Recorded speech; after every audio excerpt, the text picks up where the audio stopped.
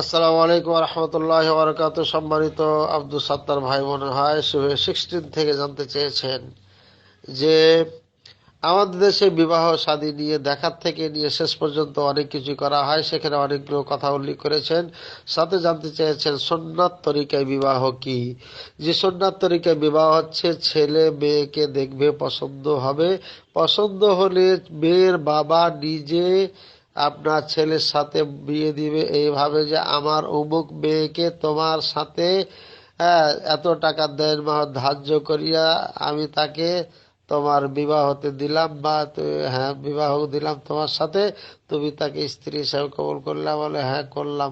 এইভাবে একবার বললে হয়ে যায়, তিনবার বলার প্রয়োজন নাই।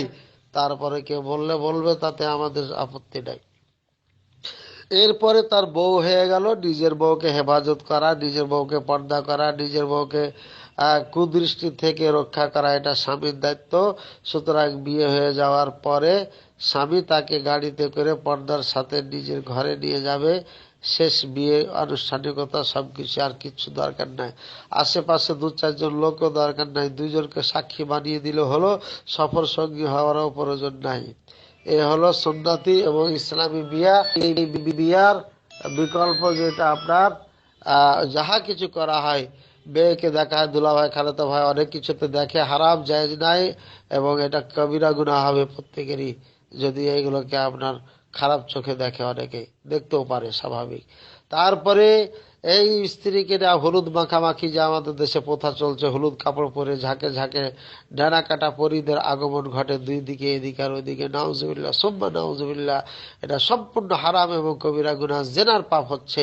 পক্ষান্তরে ছেলেকে হলুদ মাখানোর জন্য যুবতী মেয়েরা আসে আর এগুলো করে, এটা অত্যন্ত দুঃখজনক এবং খারাপ।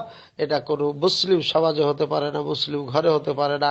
এগুলো সমস্ত হিন্দু এবং খ্রিস্টান ইহুদিদের কালচার, অমুসলিমদের কালচার আমাদের দেশে ঢুকেছে, মুসলমানদের সমাজে ঢুকেছে। এগুলোর থেকে প্রত্যেকটি মুসলিমকে সতর্ক এবং সাবধান থাকতে হবে, বেঁচে থাকতে হবে।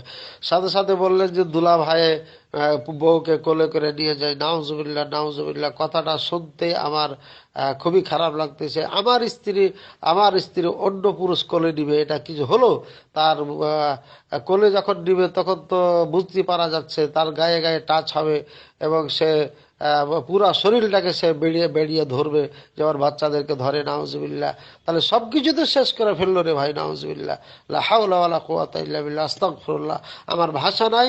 এটা কোন পুরুষ করতে পারে? একটা অবুঝ এবং পাগল এবং মেন্টালিটি যাদের ঠিক নেই, তারা ছাড়া এটা করতে পারে না।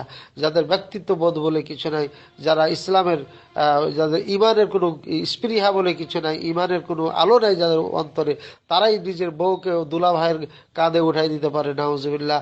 আর ওই মেয়ে উঠতে পারে যেই মেয়ের ইমানের পাওয়ার নাই। নাহলে একজন দিনদার ধার্মিকা মেয়ে হলো কখনো একজন বেগানা পুরুষের কোলে উপরে উঠতে পারে না, এবং কখনো এরকম দুলাভাই যে ইমানদার দুলাভাই কখনো কোলে নিতে পারে না।